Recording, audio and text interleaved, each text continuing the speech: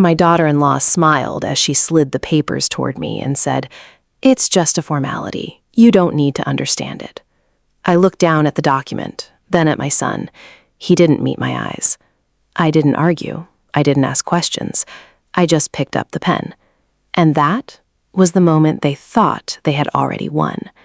But that wasn't the part that changed everything. Stay with me until the end, because what I did next is the only reason I'm still standing today. The room smelled faintly of polished wood and coffee that had gone cold. We were sitting at my dining table, the same table my husband had insisted on buying 32 years ago. It should last longer than we do, he used to say. It did. The sunlight came in through the blinds, cutting the table into narrow stripes of light and shadow. My daughter-in-law, Vanessa, sat across from me.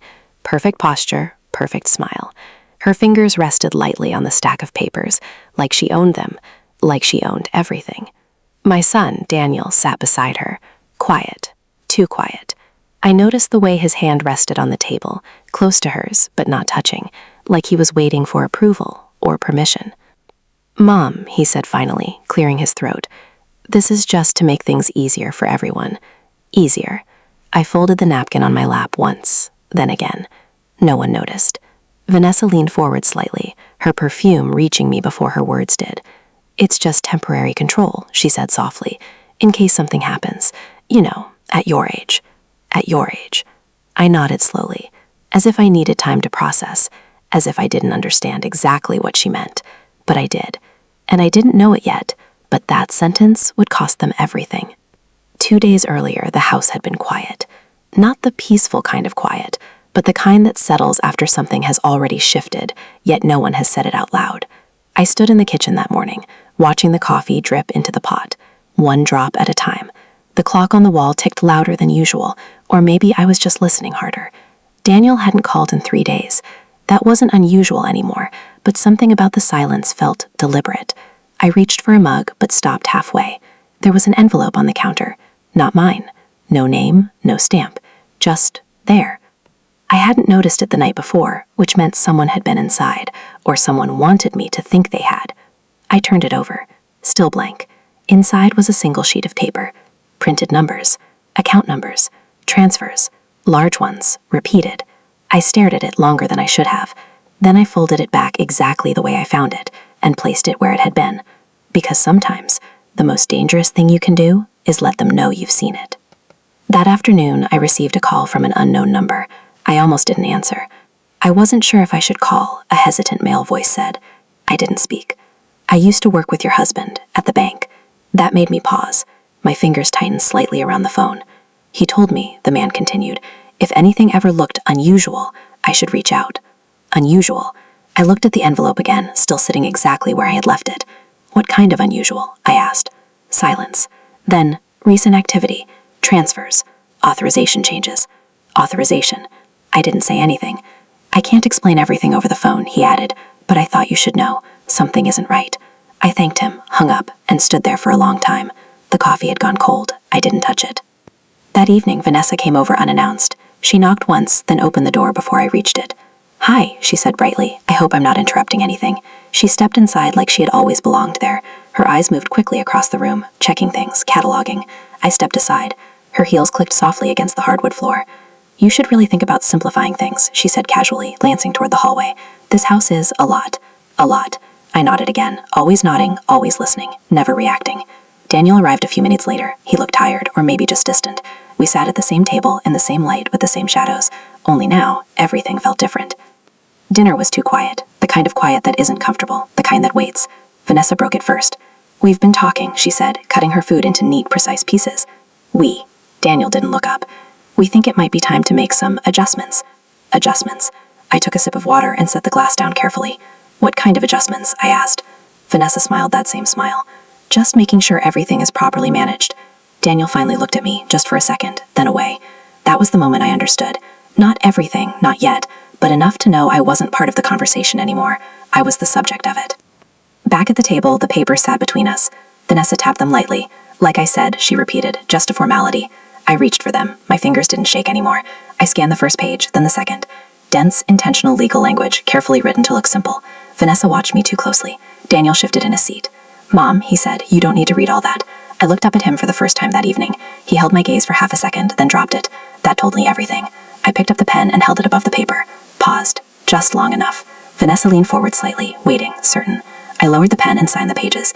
Each stroke steady, deliberate, and controlled. No hesitation, no questions, no resistance. Exactly what they wanted. I placed the pen down and slid the papers back toward her. Vanessa exhaled almost imperceptibly, but I saw it. Daniel relaxed into his chair just a little, and I saw that too. They thought it was over. They thought I had given everything away and didn't understand what I had signed. I folded my hands in my lap and smiled. Not wide, not obvious, just enough. Because they had no idea, that was the moment I began. That night after they left, I didn't turn on the lights. I sat in the dark. The house felt different. Not empty, not quiet, but waiting. I reached for the phone, scrolled to a number I hadn't used in years, then stopped. Not yet. Timing mattered. Everything depended on timing. I set the phone down and walked slowly to the window. Outside, the street was still normal, unchanged. But inside, everything had shifted. And that's when I realized they hadn't just made a move. They thought they had already finished the game. I didn't call anyone that night. Not the banker, not the lawyer, not even Daniel. I let the house stay quiet, because silence can be more revealing than questions. But that wasn't the part that unsettled me. It was what I found the next morning. And if you stay with me, you'll understand why I didn't say a single word. The sun came in too early, too bright. It cut across the hallway floor like it didn't belong there. I stepped out of my bedroom slowly, my hand brushing against the wall as I walked. Something felt off. Not loud, not obvious, just wrong. The air felt different, like someone had opened a window and closed it again before I woke up. I paused at the end of the hallway, listened. Nothing. No movement, no sound. But I didn't move right away, because sometimes the absence of sound is the first warning. The kitchen was exactly how I left it. The coffee machine, the folded towel, the envelope, still there, untouched, exactly where I had placed it.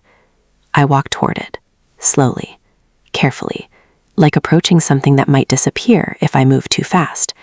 I picked it up, opened it again. The same numbers, the same transfers, but something had changed. A new line, at the bottom.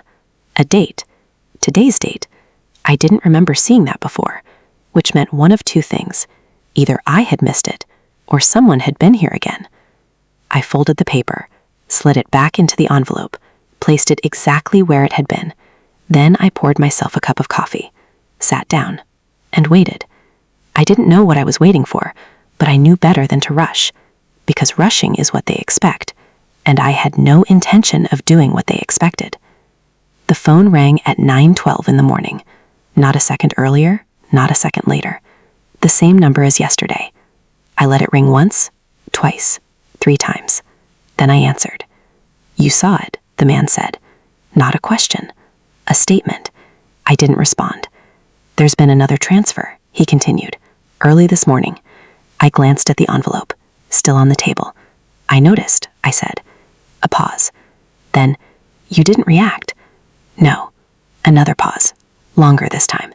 "You understand what this means?" he asked. I leaned back slightly in the chair. The wood creaked under my weight. "I understand enough." Enough. That word seemed to settle something on his end, because his voice changed after that, less hesitant, more direct. "They're moving faster than expected," he said. "Whoever has access is trying to consolidate everything." Everything. I let that word sit in the air. "I'll need to come in," I said. "Not yet," he replied quickly. Too quickly. That caught my attention. "Why not?" I asked. Another pause. "They might be watching." Watching. I looked around the kitchen. The window, the back door, the hallway. Nothing looked out of place, but that didn't mean anything. After the call ended, I didn't move. I sat there, the coffee untouched, growing cold. Again. I noticed a small detail then, something I hadn't seen before. The chair across from me, slightly pulled out, just an inch, maybe less. But I always pushed the chairs in, always. It was one of those habits you don't think about, until it changes. I stood up, walked around the table, placed my hand on the back of the chair. Still, warm. I didn't call Daniel, not yet, because I wanted to see what he would do next, not what he would say, what he would do. There's a difference, a big one. Around noon, he showed up. No call, no warning, just like Vanessa the night before. He knocked once, then opened the door, the same way she had. "Mom?" he called out. His voice echoed slightly through the house, too loud for someone who claimed to be comfortable there. "I'm in the kitchen," I said. He walked in, stopped when he saw me sitting at the table, the envelope in front of me. For a moment, just a moment, something crossed his face. Recognition, or maybe concern. But it disappeared just as quickly, replaced by something smoother, controlled. "Hey," he said, forcing a small smile. "I thought I'd check on you." "Check on me." I nodded, gestured to the chair across from me, the one that had been slightly pulled out. He hesitated, then sat down, pushed the chair in slightly as he did. Not all the way, just enough. I noticed. "You okay?" he asked. I picked up the coffee, took a small sip. "It's cold," I said. He frowned, confused. "That's not what I meant." "I know," I replied, and I let the silence stretch, just long enough to make him uncomfortable. He shifted in his seat, looked at the envelope, then back at me. "What's that?" he asked casually, too casually. I slid it toward him. He didn't touch it, just looked. His eyes moved quickly across the page, then stopped, right at the bottom. The new line, the date. I watched his face carefully, looking for something, anything, but he recovered too quickly, too smoothly. "Just bank stuff," he said, shrugging. "Just bank stuff," I nodded. "Yes." We sat there for a few seconds, neither of us speaking. Then, "You signed everything yesterday, right?" he asked. There it was. Not concern, not curiosity, confirmation. I met his eyes. "Yes," I said. Another pause. He leaned back slightly, relaxed, just a little, but I saw it. That shift, that release, that belief that everything was already his. "I'm glad," he said. "It's better this way." Better. I folded the napkin again, once, twice. No one noticed. "Do you trust me?" he asked suddenly. The question hung in the air, heavy, out of place. I didn't answer right away. I let the silence settle, let him sit in it. Then I said, "I used to." His jaw tightened, just slightly, but it was enough. He stood up a few minutes later, said he had to go, something about work. Always work. He walked toward the door, then stopped, turned back. "Mom," he said, "you don't need to worry about anything anymore." I watched him, carefully, the way his hand rested on the doorframe, the way his eyes avoided mine. "I know," I said, and I meant it, just not in the way he thought. After he left, I didn't follow him. I didn't check the door. I didn't lock it. I just sat back down at the table, the envelope still in front of me, the numbers, the transfers, the pattern. Because there was a pattern. There's always a pattern. You just have to stop reacting long enough to see it. That afternoon, I finally made the call. Not to Daniel, not to Vanessa, but to the number I had almost dialed the night before. It rang once. Then, "Good afternoon," a calm voice answered. I closed my eyes for a moment, just one moment, then opened them again. "I think it's time," I said. A pause. Then, "I was wondering when you'd say that." I didn't explain. I didn't need to. Some people don't require explanations, only timing.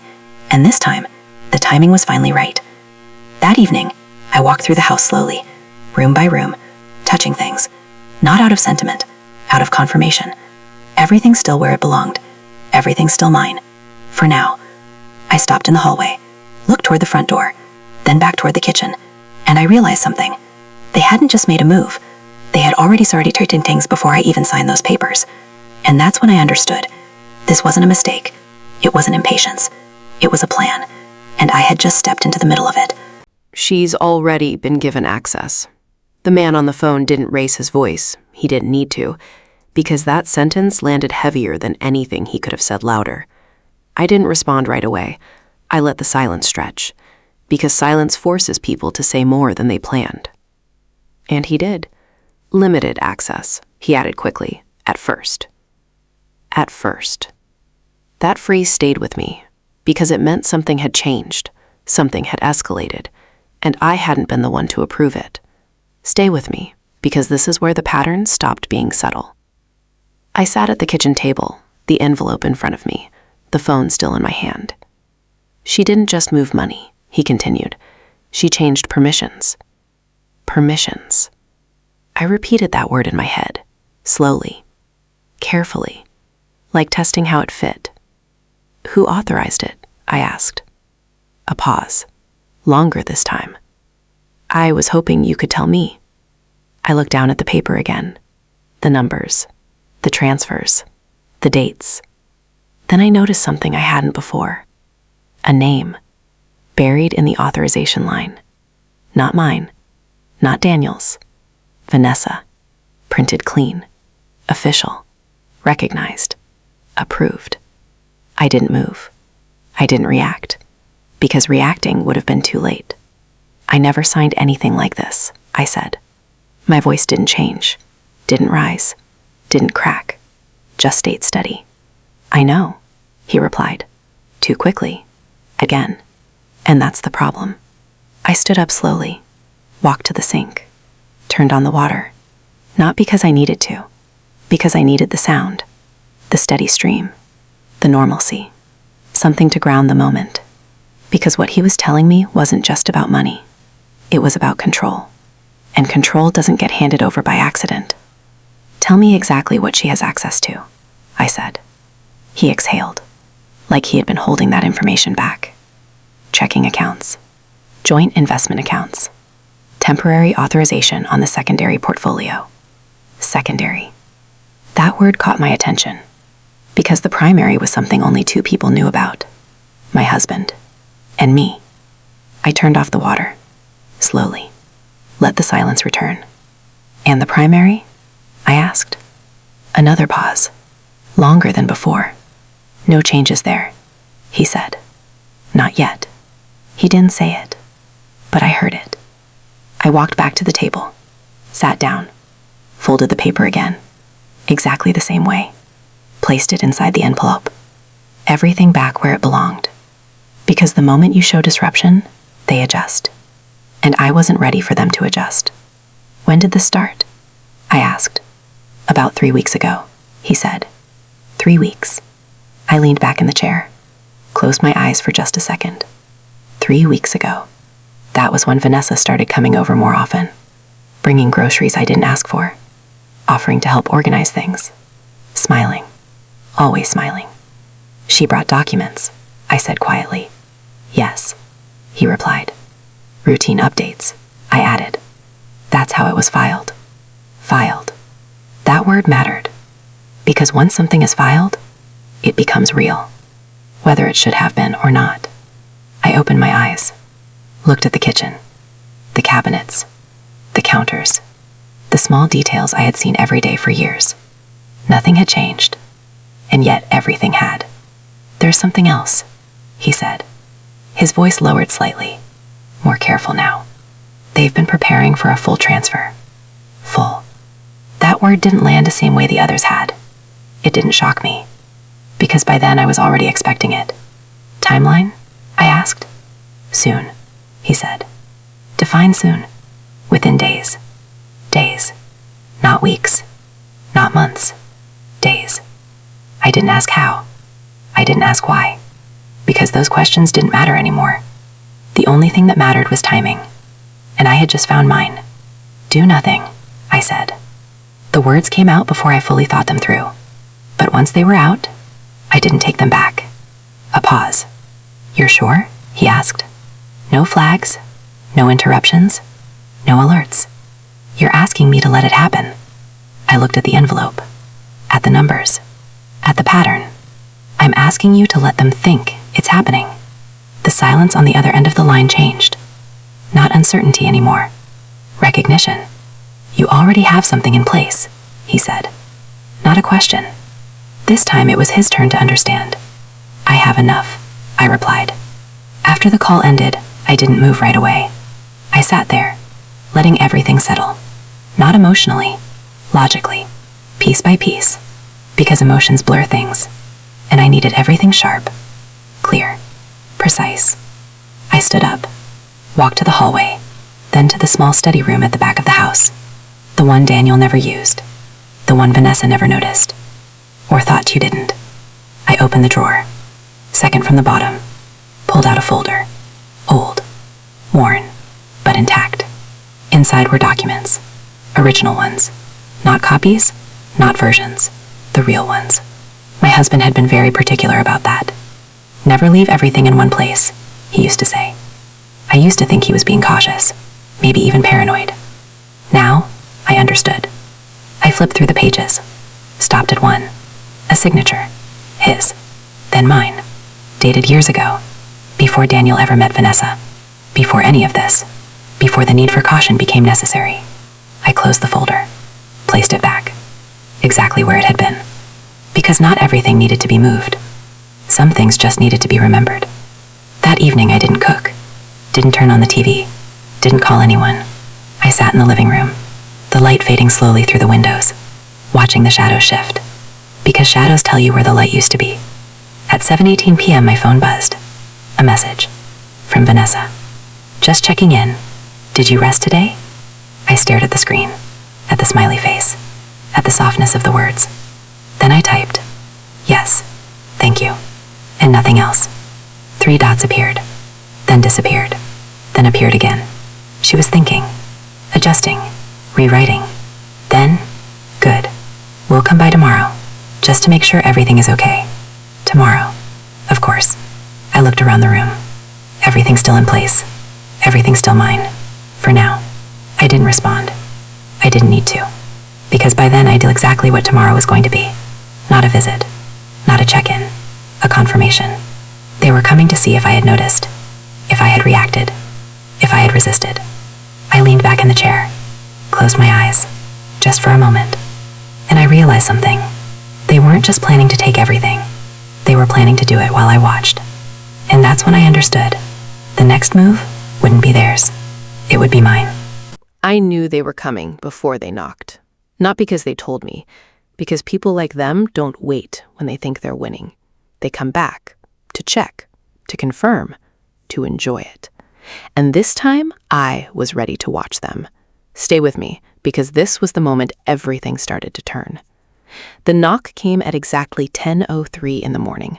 Not early, not late. Planned, measured, controlled. I didn't rush to the door. I let it sit. 1 second. 2. 3. Then I walked over, slowly. Opened it just enough. Vanessa stood there, smiling. Of course she was smiling. Daniel stood behind her, slightly off to the side, like he didn't quite belong at the front anymore. "Good morning," she said, her voice light. "We didn't want to bother you too early." Too early. I stepped aside, let them in. No questions, no hesitation, because this wasn't a visit. It was an inspection. Vanessa walked in first. Her eyes moved immediately across the living room, the hallway, the kitchen, checking, measuring, looking for something, or maybe making sure nothing had changed. Daniel followed, slower, quieter. His eyes stayed on me, not the house. That told me everything. He wasn't here for the house. He was here for my reaction. "I made coffee," I said. I hadn't, but I walked into the kitchen anyway, turned on the machine, let the sound fill the space, because silence would have made this too obvious. Vanessa leaned against the counter, casual, relaxed, too relaxed. "How did you sleep?" she asked. I poured water into the machine, didn't look at her. "Fine." Just one word, nothing more. She waited for something else, an explanation, a complaint, anything. I gave her nothing. Daniel pulled out a chair, sat down. The same chair as yesterday, the same position, not quite pushed in, I noticed. Again.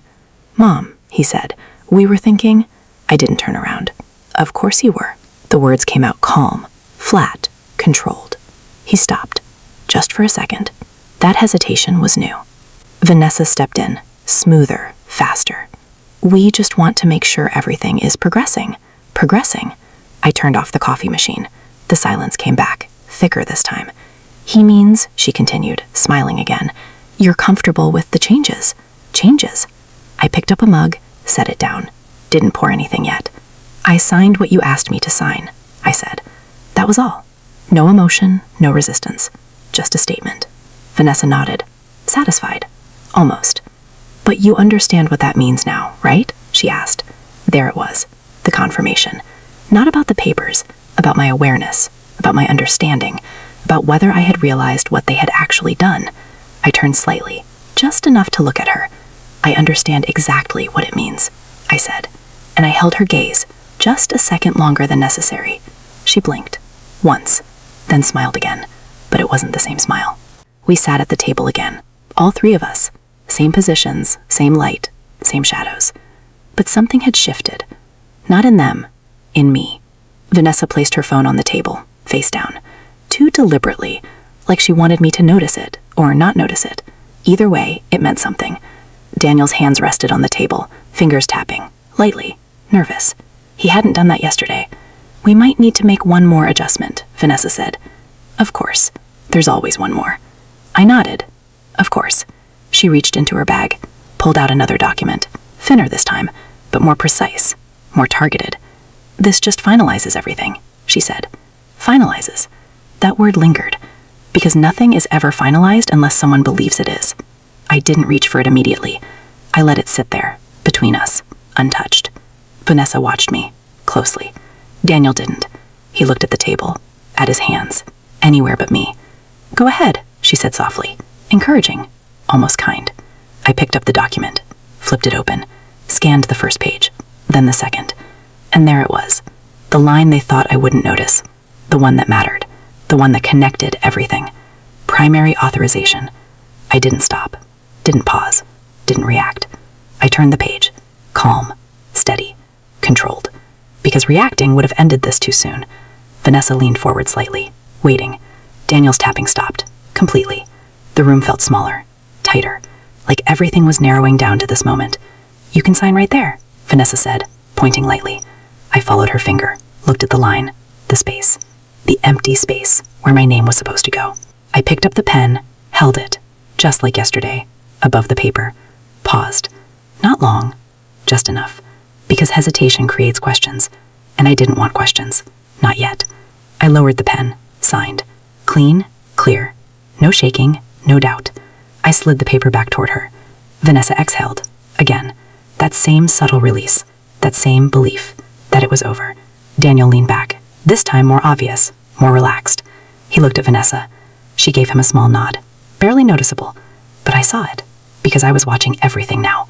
That's it, she said, light, satisfied. Everything's taken care of. Everything. I nodded. Good. They stayed for another 10 minutes. Small talk. Pointless conversation. Vanessa asking about groceries. Daniel mentioning work. Normal. Too normal. Like actors finishing a scene, waiting for the director to say cut. When they stood up to leave, Vanessa turned to me. See? She said gently. That wasn't so hard. Not so hard. I smiled. Small. Controlled. No, I said. It wasn't. Daniel hesitated at the door, looked back at me, just for a second. Something there. Guilt? Or maybe doubt.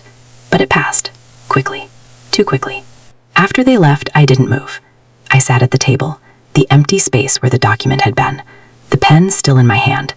I placed it down, carefully. Then I stood up, walked to the window, watched their car pull away.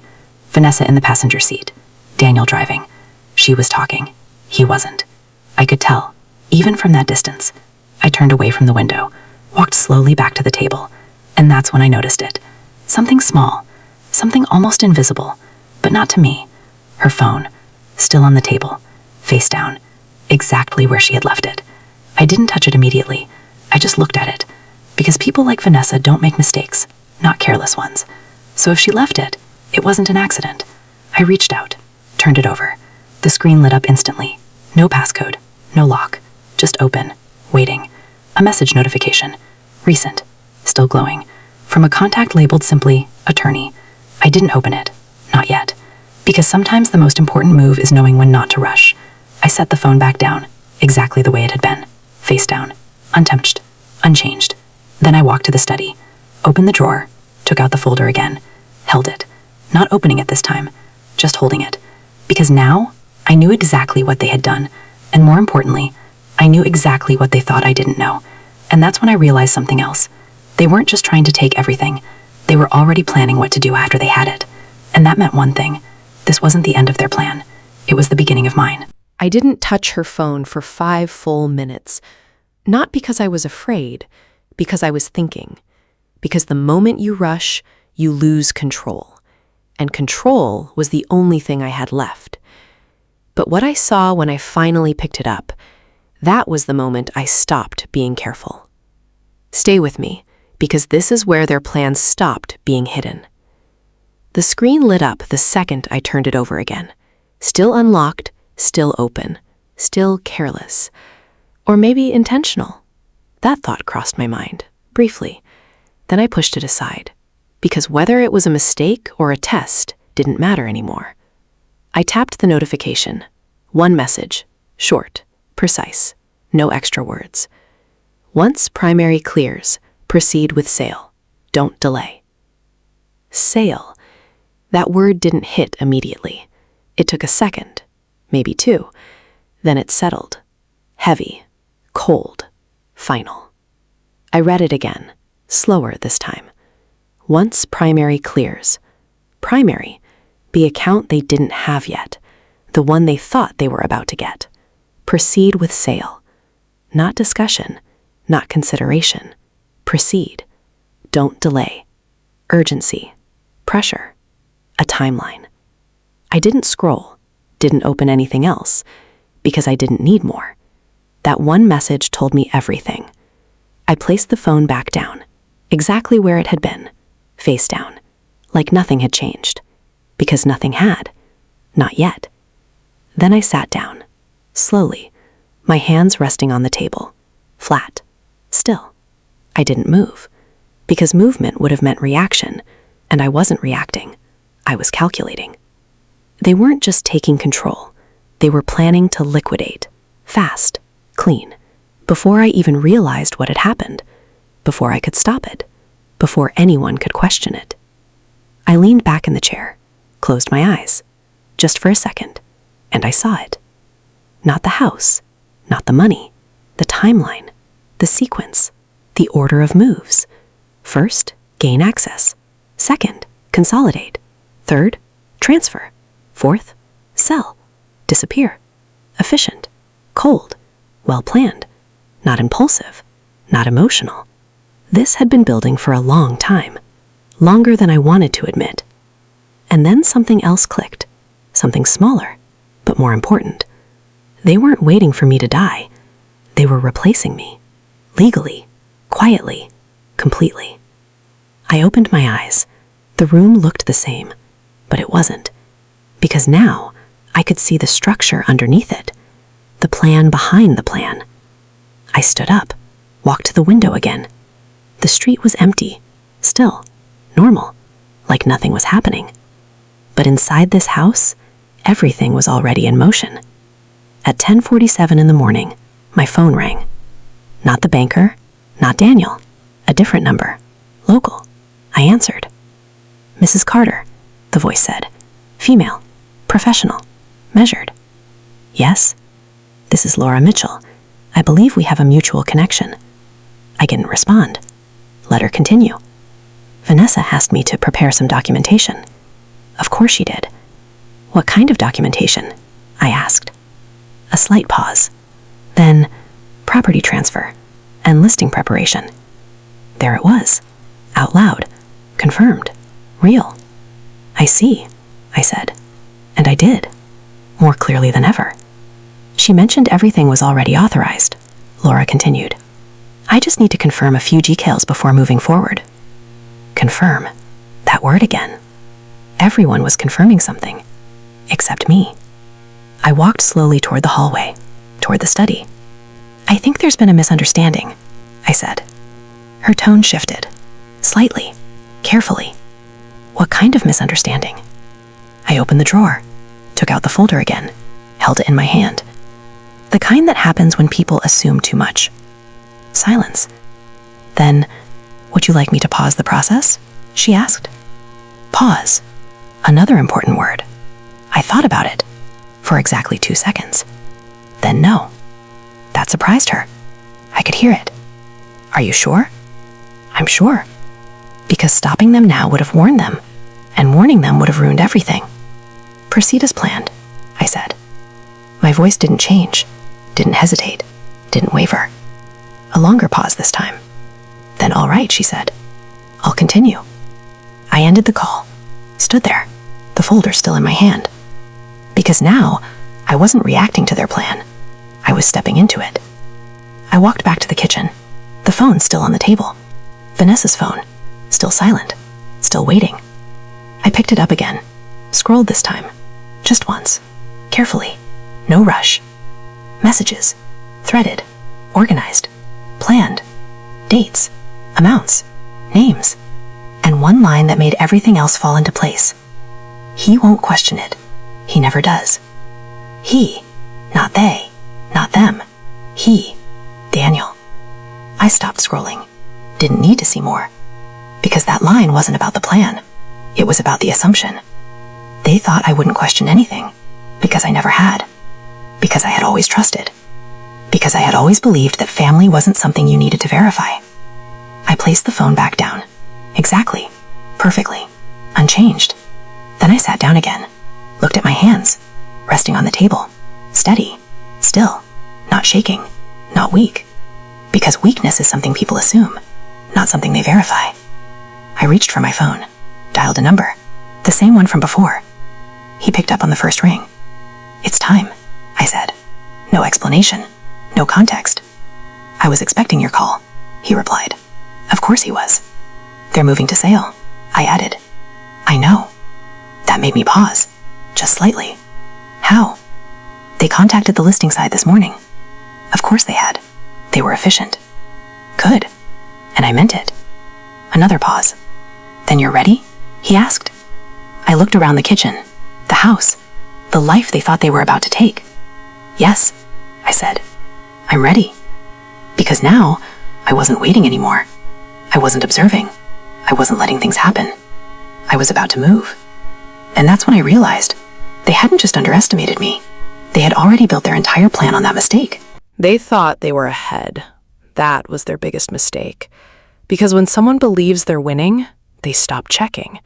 And when they stop checking, that's when you move. Stay with me, because this was the moment I stopped watching and started taking everything back. I didn't leave the house right away. That would have been too obvious, too reactive, too easy to read. Instead, I stayed exactly where they expected me to be. At home. Alone. Quiet. Predictable. At 11:32 in the morning, I turned on the television. Muted. Left it running. Background noise. The kind that makes a house feel occupied. Normal. Because normal is what keeps people comfortable. Then I went back to the study. Closed the door halfway. Not fully. Just enough. Because fully closed doors raise questions. I pulled the folder out again. But this time, I didn't just hold it. I opened it. Carefully. Page by page. Not rushing, not skipping. Because details matter. And this was all details. The original trust agreement. The secondary authorization structure. The contingency clause. The one no one ever reads. Because it's buried. Because it's boring. Because it only matters when everything else goes wrong. I ran my fingers slowly along the line. The clause. The condition. The trigger. In the event of unauthorized transfer or coercive authorization, I stopped there. Read it again. Slower. All control reverts solely to the original holder, with immediate effect. Immediate. That word mattered, more than anything else in that entire document. I closed the folder. Not with emotion, not with relief, just acknowledgement. Because now, I wasn't guessing anymore. I knew. At 12:08 in the afternoon, I made the call. Not to the banker. Not this time. To someone else. Someone older. Quieter. More precise. "Good afternoon," he answered. His voice hadn't changed in years. Steady. Unmoved. "I need you to activate a clause," I said. No explanation. No build-up. A pause. Then, "Which one?" He already knew, but he needed me to say it. "The contingency clause," I said. Another pause. Longer. More careful. "That's not something we activate lightly," he replied. Of course it wasn't. It wasn't meant for accidents. It was meant for moments like this. "I'm aware," I said. Silence. Then, "Do you have confirmation?" I looked at the table. The envelope. The pattern. The message. The phone. Yes. One word. Enough. Another pause. Then, all right, he said. Once it's triggered, there's no reversing it. No reversing. That was the point. Good, I replied. He didn't ask anything else. Didn't question. Didn't hesitate. Because people like him don't act unless it's already clear. I'll begin the process, he said. And that was it. I ended the call. Sat there for a moment. Not thinking. Not reflecting. Just still. Because once something starts, you don't interfere. At 12:26, my phone buzzed. A notification. From the bank. Authorization status updated. Simple. Neutral. Unremarkable. To anyone else. But I knew what it meant.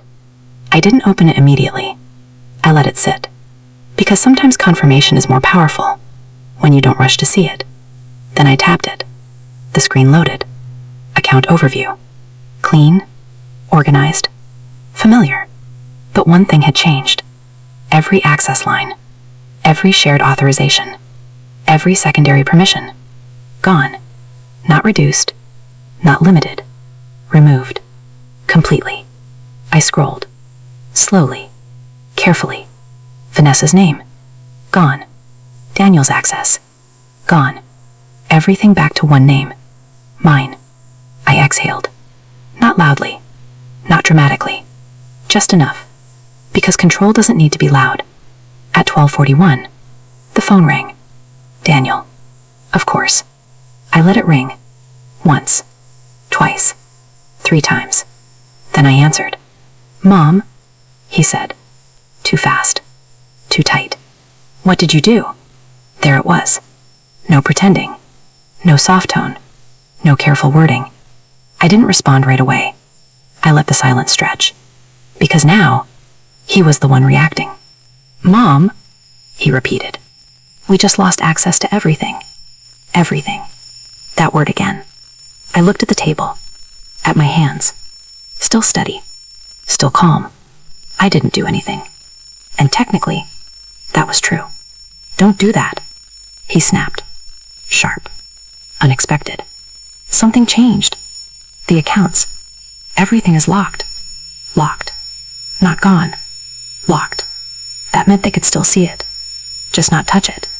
I see, I said. A pause. Then, Vanessa's on the phone with the bank right now, he added. Of course she was. They're saying it was a security trigger. Security. That word almost made me smile. What does that mean? He asked. And for the first time, he sounded unsure. I stood up. Walked slowly to the window. Looked out. The same street. The same stillness. It means, I said quietly, something didn't look right. Silence. Heavy. What are you talking about? He asked. But his voice had changed. Less certain. More careful. I turned slightly. Just enough. I think, I said. You should ask Vanessa. Another silence. Longer this time. Mom? But he didn't finish. Because he already knew. Or at least, he was starting to. I have to go, I said. And I ended the call. I didn't wait for him to call back. Because he would. Of course he would. But not yet. Not until they understood what had just happened. I walked back to the table. Sat down. Looked at the empty space. The same place the papers had been. And I realized something. They thought they were taking everything from me. But all they had really done was trigger the one thing they couldn't control. And that's when I understood. They hadn't just lost access. They had just lost their only advantage. They didn't call back right away. That surprised me, because people like Vanessa don't sit in silence when they lose control. They escalate, they push, they demand answers. But this time, they were quiet, and that told me something had gone very wrong on their end. Stay with me, because what they did next showed me exactly how desperate they really were. At 1:06 in the afternoon, my phone buzzed again. Not a call, a message from Daniel. 3 words. Call me now. No mom, no softness, no hesitation, just urgency. I didn't respond, not immediately, because urgency is a reaction, and I wasn't reacting anymore. I stood up, walked into the kitchen, poured fresh coffee. This time I actually drank it, slowly, 1 sip, then another, letting the heat settle, because everything about this moment needed to stay controlled. The phone buzzed again. Another message. This isn't funny. I looked at the screen, at the words, at the assumption behind them. Funny. That was interesting, because it meant he still didn't understand. Then the third message. Vanessa says you changed something. Fix it. Fix it. Not please, not can we talk. Fix it. I set the phone down, face up. Let the messages sit there, unread, unanswered, because silence forces people to reveal more than they intend. At 1:14 in the afternoon, the phone rang again. Daniel. I watched it vibrate, listened to the sound. Didn't pick it up. It stopped, then immediately started again. I let it ring longer this time. 5 rings, 6, 7. Then I answered. Mom, he said, breathing faster now, tension in his voice. What is going on? I didn't answer right away. I took another sip of coffee, set the cup down, carefully. I'm not sure what you mean, I said. Silence, sharp. Don't do that, he snapped, again. But this time there was something else in it, not just frustration, fear. The bank says all access has been revoked, he continued. Vanessa's accounts, everything is disconnected. Disconnected? That was the word they gave him, cleaner than the truth. I see, I said. You see, he repeated. Mom, we can't access anything. Anything. I leaned back slightly in my chair. The wood creaked. The same sound as before, the same position. Only now the roles were different. I think, I said slowly, you should tell me what you were trying to access. Silence, longer this time. That's not the point, he said finally. It was exactly the point. Then what is? I asked. Another pause. Then we were just managing things, like you agreed. Managing, that word again, always that word. I looked at the window, at the street. Still quiet, still unchanged. I don't remember agreeing to that, I said. You signed the papers, he said quickly, too quickly. I signed what you gave me, I replied. And you told me it was a formality. Silence. He didn't have a response ready for that. Mom, he started, then stopped. Because now he had to think, and thinking wasn't part of their plan. What exactly were you planning to do with the house? I asked. That did it. That was the question. What? He said, too sharp, too defensive. The house, I repeated. What were you planning to do with it? I don't know what you're talking about, he said. But his voice wasn't steady anymore. Interesting, I said. Another silence. He was recalculating now, trying to figure out how much I knew, how much he had seen. Mom, this isn't necessary, he said, softer now. We're just trying to help you. Help. That word almost made me smile. By selling my house? I asked. Silence. Total. Because now he knew. Who told you that? He asked. Quiet. Careful. I didn't answer, because I didn't need to. Was it someone at the bank? He pressed. Because they're not supposed to. It was your message, I said. That stopped him, completely. What message? He asked. But it wasn't a real question. The one where Vanessa said, once primary clears, proceed with sale. Silence. Heavy. Unavoidable. She left her phone, I added. Another silence. Longer. Deeper. Then, that wasn't what it looked like, he said. Of course. It looked very clear to me, I replied. Mom, you're misunderstanding. No, I said, calm, flat, final. I'm not. He didn't speak. Because there was nothing left to adjust. No angle left to soften. We were going to help you transition, he said finally. Slower now, more careful. By removing me? I asked. That's not what we meant. Then what did you mean? I asked. Silence. Again. Because this time there wasn't a version of the truth that sounded better. I stood up, walked slowly to the window, looked out. I spent 32 years in this house, I said. My husband built everything we have. I paused, just long enough. And you thought you could take it in a few weeks. No response. Mom, he said. But this time it sounded different. Not controlled, not strategic, just uncertain. I didn't take anything from you, I said. I just stopped you from taking it from me. Silence. I think you should come over, he said suddenly. We need to talk about this. I almost laughed, not out loud. But the thought crossed my mind. No, I said. Mom. No, I repeated. Because now the conversation wasn't happening on their terms anymore. If you want to talk, I added, we can do it properly. What does that mean? He asked. It means, I said, we do it with someone who understands what actually happened. A pause. Then, a lawyer? He asked. Yes. Silence. Because now it wasn't just family anymore. It was real. "I'll call you back," he said. I didn't respond. He hung up. I stood there for a moment, looking out the window. The same street, the same stillness. But now everything had changed. Because they weren't in control anymore. And that's when I realized they weren't just surprised. They were about to panic. They didn't wait long. Of course they didn't, because panic doesn't wait. And once panic starts, it spreads fast. Stay with me, because what they did next proved they were no longer thinking clearly. At 2:02 in the afternoon, I heard the car before I saw it. Too fast, too abrupt, not the controlled arrival from before. This time they weren't performing, they were reacting. The door opened before I could even reach it. Vanessa, first again, but this time no smile. "Where is it?" she said. No grating, no softness, just demand. I stepped back, let her in, slowly, like before, but everything about this moment was different. Daniel followed behind her, his face tight, eyes sharper, searching, not for me, for something else. "What did you do?" Vanessa asked again, closer now, standing in my space, trying to control it. I didn't answer. I walked past her, into the kitchen, because movement forces people to follow. They did.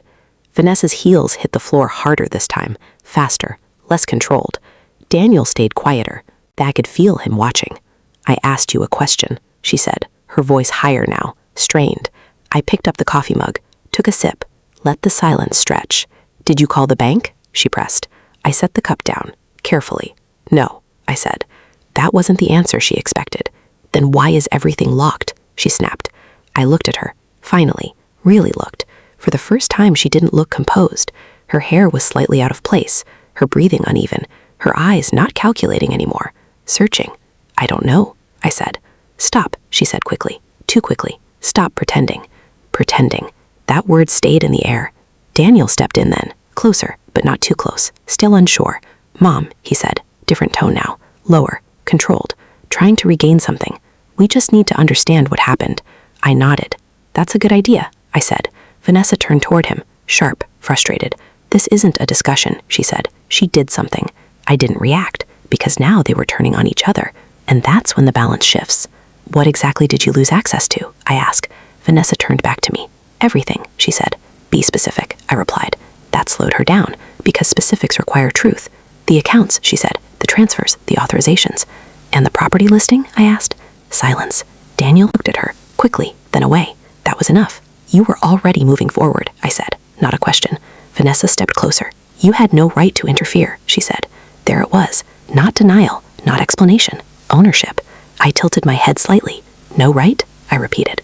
Her jaw tightened. "We had everything set," she continued. "Everything was approved." Approved. I let that word sit. "Approved by who?" I asked. Silence. Daniel shifted. "Mom," he said, "we were trying to help you avoid complications." Complications. I almost smiled. "By selling my house?" I asked. Vanessa steps forward again, closer than before. Too close. "You don't need this house," she said. Flat, cold, final. And that was the moment. The moment everything became clear. Not just what they were doing, but how they saw me. Not as a mother, not as a person, as an obstacle. I didn't move, didn't step back. "You already made your decision," she continued. "You signed everything." I nodded. "Yes," I said. "I did." That caught her off guard, because she expected resistance, denial, emotion, not agreement. "Then why are you stopping this?" she asked.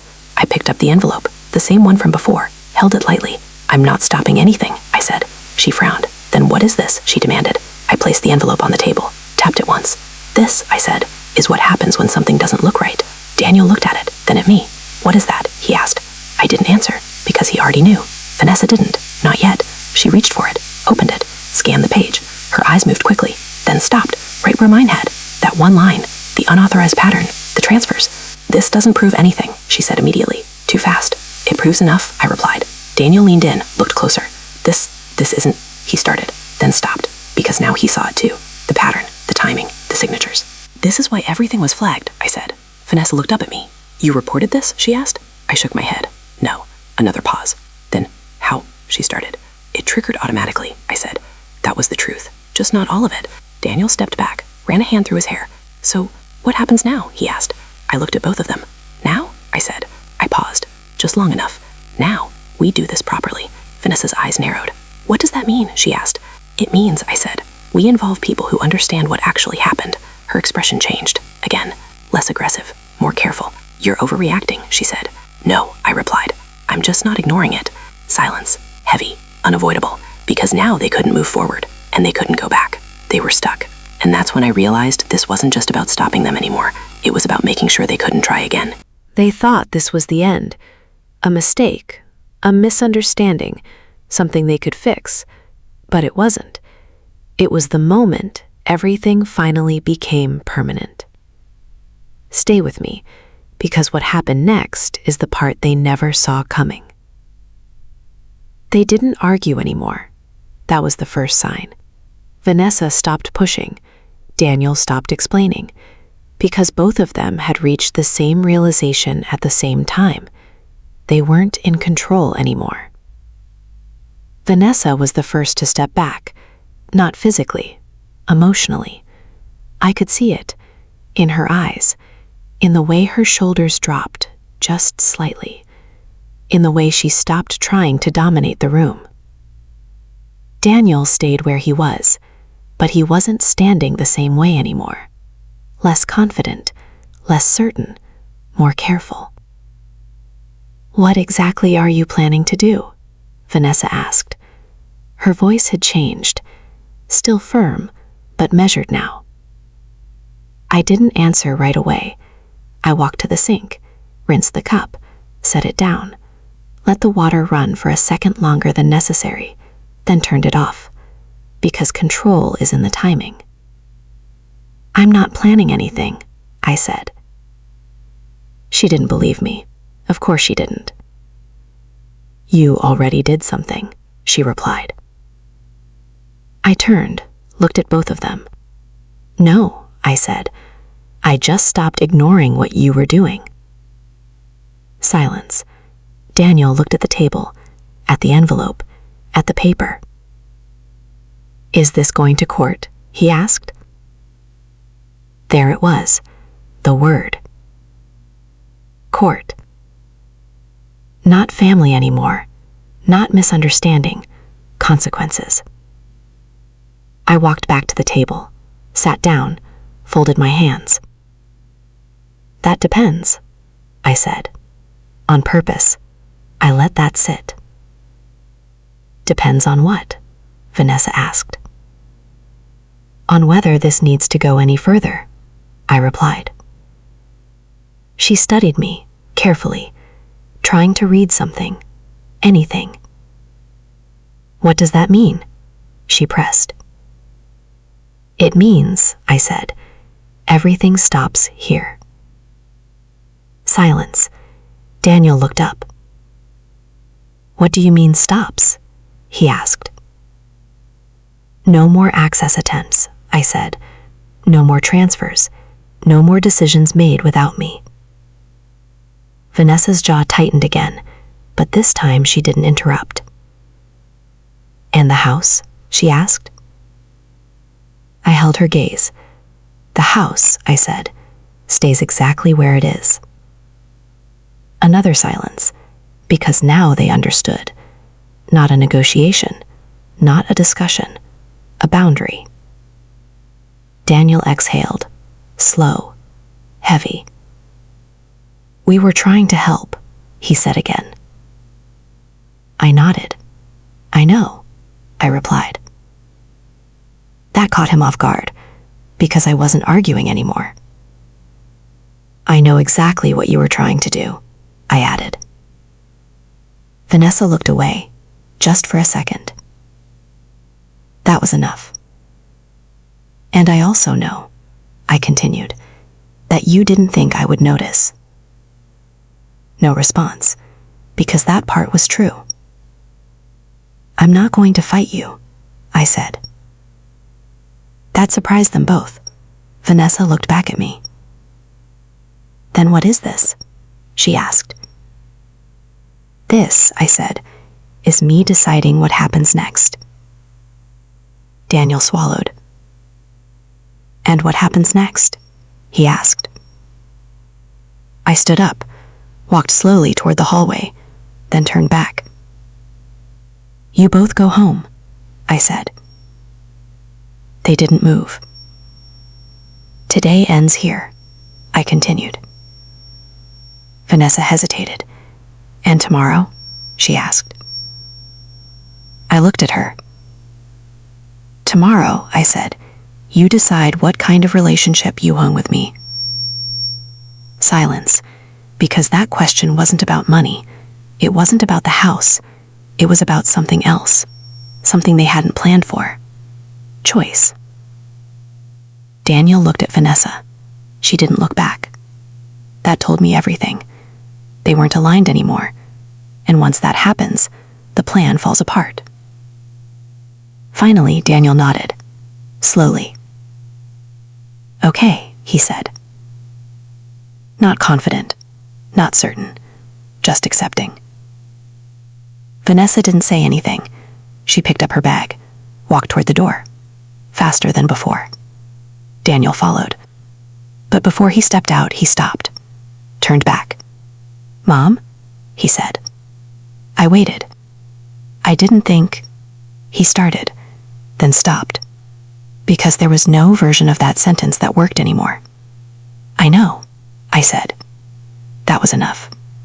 He nodded once, then left. The door closed, and just like that, the house was quiet again, but not the same quiet. This time it wasn't empty. It was steady. I walked back to the kitchen, sat down, looked at the table. No papers, no phone, no pressure, just space. My space. I reached for the envelope, opened it one last time, looked at the numbers, the pattern, the proof. Then I folded it, carefully, placed it back where it belonged, because I didn't need it anymore. They already knew. And more importantly, they knew I knew. I leaned back in the chair, closed my eyes for a moment, and I realized something. I didn't win anything. I just refused to lose. And that was enough.